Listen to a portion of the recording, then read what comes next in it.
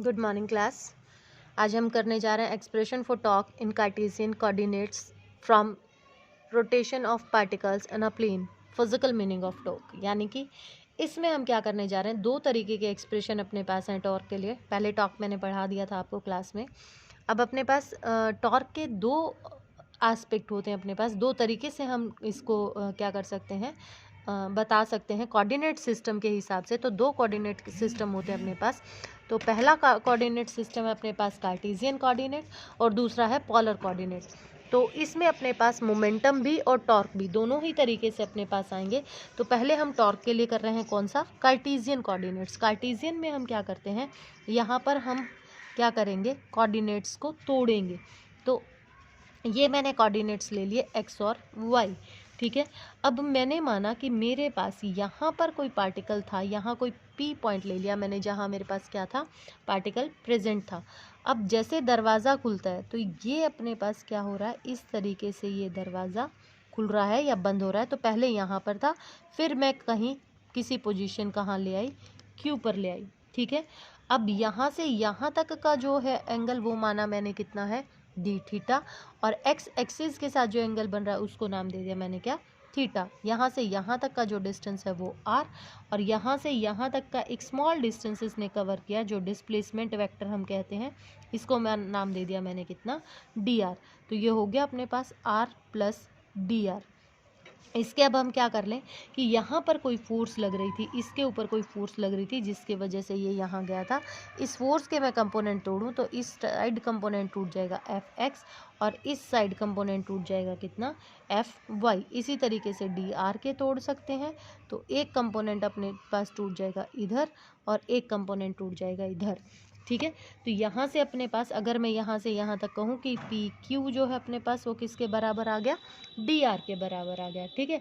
F के मैंने component तोड़ दिए क्या, I along X axis F X plus J पर कौन सा टूट गया, एफ वाई। सिमिलरली मैंने डी आर के कंपोनेंट तोड़ दिए तो ये कितना टूट गया, I D x plus J cap D Y. अब टॉर्क यहाँ से क्या निकालना है, टॉर्क निकालना है। तो सबसे पहले मैं क्या निकाल दूँ, वर्क डन निकाल दूँ। तो वर्क डन जो होता है अपने पास वो किसके बराबर होता है, एफ डॉट डी एस। यहाँ हम क्या ले रहे हैं, डी आर ले रहे हैं, ठीक है। अब यहाँ पर मैं इन दोनों की क्या रख दूँ, वैल्यूज़ पुट कर दूँ। तो डी डब्ल्यू small amount of work done equals to किसके बराबर आ जाएगा, F x i plus F y j plus F z k. अब डॉट यहाँ खुल जाएगा आई डी एक्स प्लस, अब क्योंकि यहाँ हम दो ही कोऑर्डिनेट ले रहे हैं तो जेड कोऑर्डिनेट लेने की हमें ज़रूरत नहीं है, डॉट जे डी वाई। अब इसके साथ करेंगे तो अपने पास क्या आ जाएगा, F x d x plus इसके साथ करेंगे तो कितना आ गया, ज़ीरो, क्योंकि कॉस ऑफ 90 खुलेगा और कॉस 90 कितना होता है हमारे पास, ज़ीरो के बराबर होता है। इसके साथ करेंगे तो भी ज़ीरो, और इसके साथ डॉट प्रोडक्ट लेंगे तो क्या आ गया, एफ वाई डी वाई, यानी कि डी डब्ल्यू की जो वैल्यू आई अपने पास वो किसके बराबर आ गई, F x d x plus F y d y, ठीक है। अब अपने पास अलॉन्ग एक्स एक्सिस अगर मैं इस आर के कोऑर्डिनेट तोड़ूं तो यहाँ कौन सा टूट जाएगा, थीटा यहाँ है तो आर कॉस ऑफ थीटा, और इधर टूट गया आर साइन ऑफ थीटा। तो यहाँ से वैल्यू क्या आ गई मेरे पास इसकी, यहाँ से इस पे हमने कंपोनेंट तोड़े, इस आर के कंपोनेंट तोड़ दिए तो यहाँ टूट गया आर कॉस थीटा और यहाँ टूट गया आर साइन ऑफ थीटा। अब इनकी वैल्यूज़ लिखिए तो अपने पास यानी कि x इज इक्वल टू किसके बराबर हो गया, आर कॉस ऑफ थीटा, और y की वैल्यू क्या हो गई हमारे पास, आर साइन ऑफ थीटा। अब इन दोनों को मैं क्या करूँ, डिफ्रेंशिएट कर दूँ किसके विद रिस्पेक्ट टू टाइम के, इसके थीटा के विद रिस्पेक्ट टू, क्योंकि अपने को यहाँ पर वैल्यूज़ चाहिए डी एक्स और डी वाई की, यहाँ वैल्यूज़ पुट करनी है मैंने। तो d x equals to d divided by d theta r as it is. Cos का जो डिफ्रेंशिएशन होगा वो हमारे पास किसके बराबर हो जाएगा, साइन के बराबर, तो साइन ऑफ थीटा। तो यहाँ से क्या वैल्यू आ गई अपने पास, डी एक्स इक्वल्स टू, इसको कहाँ ले जाऊँ, इधर ले जाऊँ, minus r sine theta. R sine theta देखो किसके बराबर था, वाई के बराबर, तो minus Y of d theta, ये आ गई एक value. Similarly d y upon d theta is equal to यहाँ से आर और साइन का डिफरेंशिएशन कितना हो जाएगा, कॉस थीटा। तो आर कॉस थीटा किसके बराबर है, एक्स के। तो डी वाई इक्वल्स टू, इसको इधर ले जाओ, किसके बराबर आ गया, एक्स डी थीटा की। ये सेकेंड इक्वेशन आ गई। इस इक्वेशन में हम वैल्यूज़ क्या करेंगे, पुट कर देंगे। तो नाउ पुटिंग द वैल्यूज, तो हमारे पास वैल्यू क्या आ गई, डी डब्ल्यू equals to F x minus Y of d theta plus F y x d theta. तो इसको क्या लिख सकते हैं हम, इसको यहाँ लिख लूँ एक्स एफ वाई, और इन दोनों में से डी थीटा कॉमन ले लूँ, माइनस वाई एफ एक्स, और ये कितना हो गया अपने पास, डी थीटा के बराबर हो गया। ठीक है, अब यहाँ पर अपने पास डी डब्ल्यू इजिकल टू, अगर मैं यहाँ पर रोटेशनल के लिए लगाऊँ तो अपने पास क्या होगा, टॉर्क इनटू डी थीटा। तो ये भी वर्क डन के बराबर है, ये लीनियर वर्क डन के बराबर है। तो ये अपने पास इक्वेशन आ गई थर्ड और फोर्थ। नाउ कंपेयरिंग, तो अपने पास टॉर्क इक्वल्स टू किसके बराबर आ जाएगा, x F Y minus of y F x. ठीक है, डी थीटा से कैंसिल हो जाएगा, इसको कंपेयर करेंगे तो ये हमारे पास किसकी वैल्यू आ गई, टॉर्क की वैल्यू आ गई, किसके लिए, कार्टेशियन कोऑर्डिनेट्स के लिए। ठीक है, अब इसी का ही एक्सप्रेशन, दूसरा एक्सप्रेशन करते हैं हम किसके लिए, expression for torque in polar coordinate. ठीक है, पोलर के लिए हम क्या करेंगे, 90 डिग्री पर हम इस पर क्या डाल देंगे, एक नॉर्मल डालेंगे। जैसे अब मैंने यहाँ पर क्या किया, वही सिचुएशन ले रही हूँ मैं। ये आर था अपने पास, इस पर पॉइंट पर हमने कोई फोर्स लगाई थी, ये फोर्स लगाई थी हमने कोई एफ, ये हमारा लाइन ऑफ एक्शन है। इस लाइन ऑफ एक्शन को अगर मैं पीछे बढ़ाऊं तो मैंने मान लिया कि यहाँ मेरे पास जो एंगल बन रहा है वो कौन सा एंगल बन रहा है, अल्फा एंगल बन रहा है। ये थीटा हमने माना ही था, इस एंगल को नाम दे देते हैं हम फाई। तो इस लाइन ऑफ एक्शन पर मैं यहाँ से क्या डाल रही हूँ, परपेंडिकुलर डाल रही हूँ, और यहाँ से मैं सीधी वैल्यू निकालूंगी टॉर्क की, क्योंकि टॉर्क हमारे पास क्या होता है, आइदर ऑफ फोर्स और इनटू द परपेंडिकुलर डिस्टेंस का मल्टीप्लिकेशन होता है उसके साथ। तो अभी जो हमने लिखे थे, अगर फिर से मैं इसके कंपोनेंट तोड़ूं तो एफ एक्स इक्वल्स टू, ये लाइन ऑफ एक्शन है तो ये हमने क्या लिया, अल्फा। तो यहाँ से वैल्यू क्या हो गई अपने पास, एफ कॉस ऑफ अल्फा, और एफ वाई की वैल्यू क्या हो गई अपने पास, एफ साइन ऑफ अल्फा।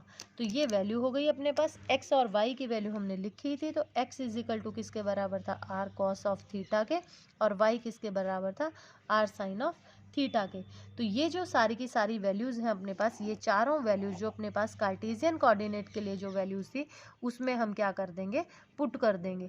ठीक है, तो अपने पास जो टॉर्क की वैल्यू आई थी कार्टेशियन के लिए, वो कार्टेशियन के लिए हमारे पास क्या वैल्यू आई थी, ये वैल्यू हमारे पास आई थी tau is equal to X F Y minus Y of F x.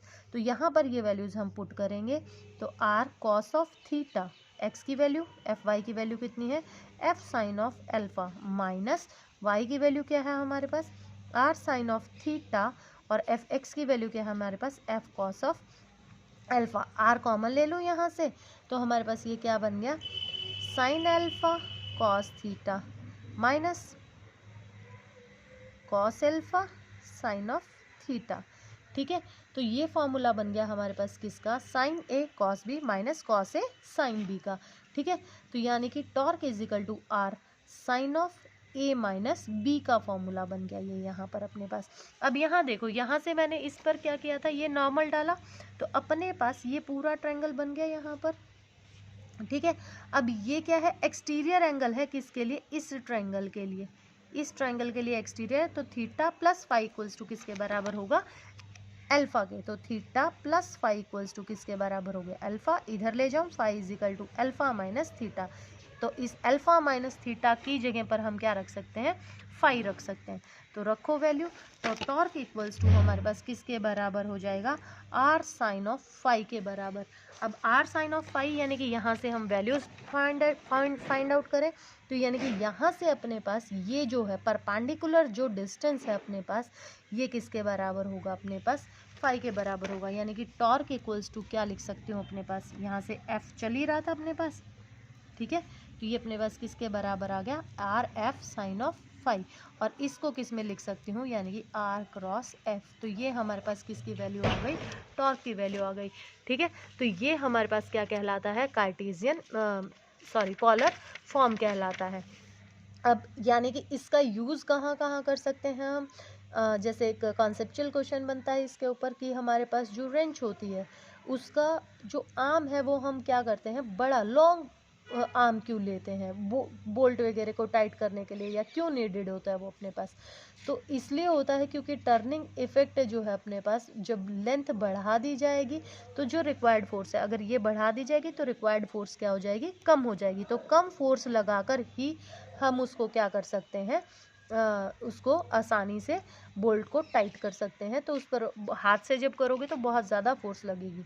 तो इस तरीके के कॉन्सेप्चुअल क्वेश्चंस भी इस पर बनते हैं। अब इसके अगर मैं रेक्टेंगुलर कंपोनेंट लिखूं, रेक्टेंगुलर कंपोनेंट अगर हम इसके लिखें तो हमारे पास क्या वैल्यू हो जाएगी, टॉर्क x इजिकल टू किसके बराबर हो जाएगा, y F z minus z of F Y.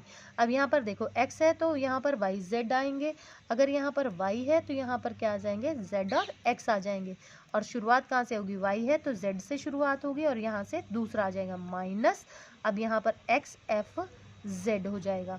और z है तो शुरुआत कहाँ से होगी, x क्लॉकवाइज चल रहे हैं हम, F Y minus Y of F x. तो इस तरीके से हमारे पास ये वैल्यूज़ आ जाएंगी।